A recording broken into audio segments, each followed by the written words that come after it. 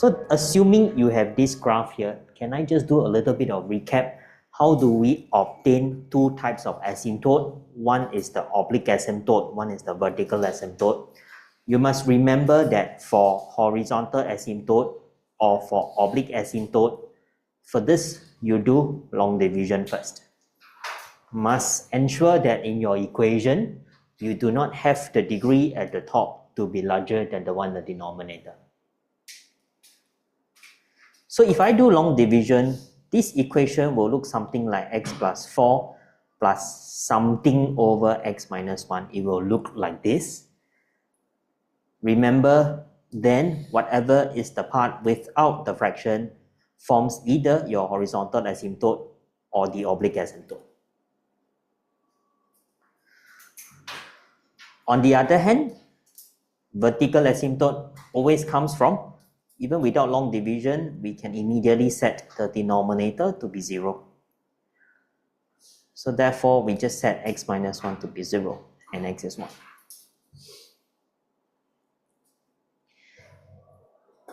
When we draw graphs, we should always draw in the asymptote before you put in the graph. Okay, just as a reminder, okay, you should not do it on your notes here. If not, I think it will get messy. But let me just remind you on the screen, the gap from the turning point to the intersection of the asymptote must be drawn like they look similar distance. Okay, these are equidistant. Okay, so later when you draw your graphs, just remember these pointers again. But let's go through now the problem. Let's say this graph was already drawn out. Then this is one possible hence question. They would like you to find the range of values of this m such that we have this particular equation to have two real roots. You would like to first ensure that the original curve C's equation appears in this new expression. Okay, so I want to make equation C appear. It doesn't matter at which position that equation appears. It could be on the left side, the right side, it doesn't matter, but force it to appear. And we should observe that to make C appear, the numerator and denominator is currently split into two different zones. One is on the left, the x minus 1 is on the right side. So to force C to appear, can I do a rearrangement? I would like to move that x minus 1 term across to the left. The balance equation is mx minus m plus 5. So how do I know what range of m values will I get two roots? Therefore, you need to know I would like to draw in the line y equals to mx minus m plus 5 onto the diagram. It is equivalent to I take equation C and I intersect with this straight line that I would like to have. This straight line, what is the m that we are looking at? We are looking at a range of m. What is this m here? This is referring to gradient of straight line. Because currently our equation looks like it is the form mx plus c. Mx plus c, it's a straight line and m represents gradient. If you want to draw this line, then your first thought will be, if I want a straight line, I must obtain points on the line. Give me a point that will lie on this line. It's difficult to find because there is an unknown. Okay, so there's a particular technique that we should do first. The m is at two different terms. Can I do something like that first to factorize out the m? You will see why in a while. I don't want m to be on two terms. I just want it to be on one term. Therefore, I factorize out the m.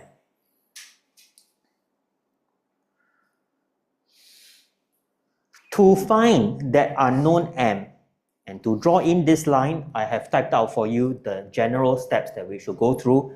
It may look long, but actually it's very simple. We just go through together. Number one is I would like to find a point, which I call a fixed point, that the line must pass through, which will be independent of m. Independent of m means the point should have no m. Independent, no m appearing in the point. So give me that point. Step 1. I want a point independent of m.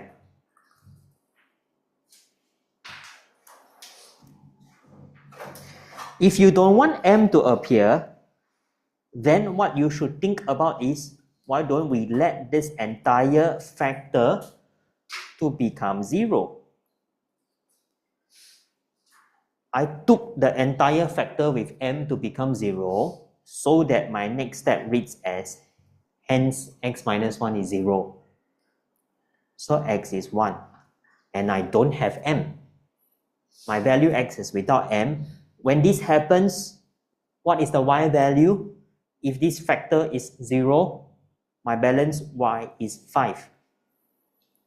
So I managed to obtain 1 point on the line that is without the m. Where is this on the diagram? X is 1, is this vertical asymptote value is at 1. Where is 5? On which part of the line is it 5? The usual suspect is usually the intersection, but you should check when x is 1. You can check that the y value of the oblique asymptote is at 5. So this particular point on the intersection is really the point 1, 5. I managed to find out 1 point on that line. Number 2, then let's try to draw out the line. I would like to have a straight line that will pass through the point 1, 5. I'm going to draw you 2 possible candidates. One is correct, one is wrong, just for you to understand. I draw one in black first. Give me a line that passes through this point. I draw in the line such that there's no intersection with the current graph. Or I put in another color, I'm going to put it in blue. This is another possible straight line that I can draw that will pass through 1, 5 as well. But which line do you want? So to know which line you want, you check the requirement of the question. Did they say you want intersection or not? Do you want to have solutions with the current existing graph? They say, can I have 2 real roots? 2 real roots means 2 intersection points. I want 2 intersection points of the straight line with the current graph. So which is the correct candidate to select? I am selecting the blue one because the blue one has 2 points of intersection and not the black graph because the blue one has 2 intersections. Okay, so this is what I mean in step 2. You choose the possible candidate by determining how steep you would like the line to be. How much should we slant it to produce that 2 intersection points? The one in blue is the correct graph to select.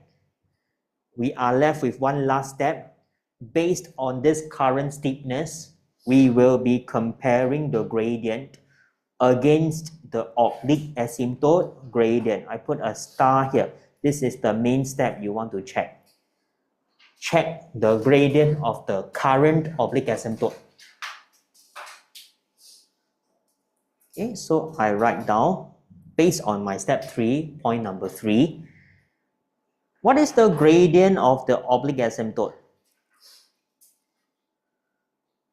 My oblique asymptote is x plus 4. X plus 4, the gradient is 1. Okay, gradient is 1, mx plus c, so gradient is 1. For your line in blue, is it steeper or less steep than the oblique asymptote? My blue line is much more vertical compared to the oblique asymptote. Okay, so I will say our line y equals to m x minus 1 plus 5 is steeper then the oblique asymptote.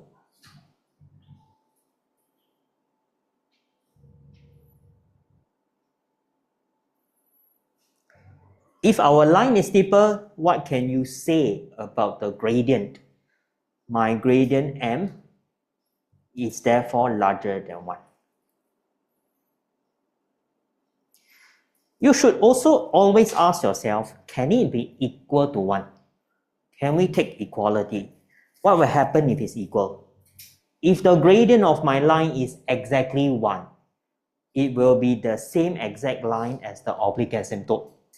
Okay, you think of it as you are turning against this pivot. This red point is like a pivot. You rotate the line about this pivot. If the gradient is 1, it will be exactly the same as the oblique asymptote, which you don't want. If it's the oblique asymptote, it doesn't cut the current graph. Okay, so it must be strictly larger than 1.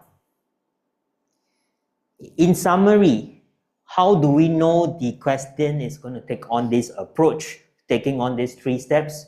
Such a problem is always trying to ask to find this m where gradient m is unknown. The whole problem is always about finding a range of gradient.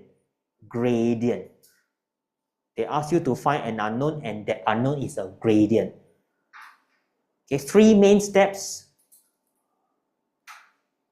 Go and obtain this point first for you to draw in the graph. Think about which candidate you want, any intersection. And last, you compare the gradient against the oblique asymptote. Okay, always done in these 3 steps here. Okay, let me carry on. This is the first hands type that can appear.